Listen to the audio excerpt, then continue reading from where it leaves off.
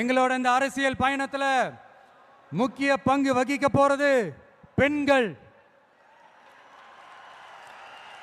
என்னுடைய அம்மாக்கள், என்னுடைய அக்கா தங்கைகள், என்னுடைய நண்பிகள்.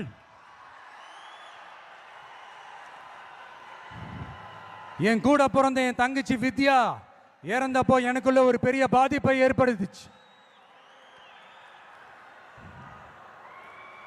அதுல கொஞ்சம் கூட குறையாத பாதிப்பையும் வேதனையும் ஏற்படுத்தினது தான் தங்கச்சி அனிதாவோட மரணம்.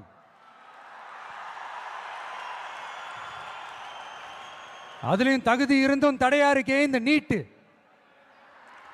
அப்போ ஒரு முடிவு பண்ணங்க, வாய் நிறைய விஜயண்ணா விஜயண்ணான்னு நம்மளை மனசார கூப்பிடுற இந்த பெண் பிள்ளைங்களோட கல்வி வாழ்க்கைன்னு எல்லாத்துலயும் ஒரு நிரந்தர பாதுகாப்பு ஏற்படுத்தணும்னு.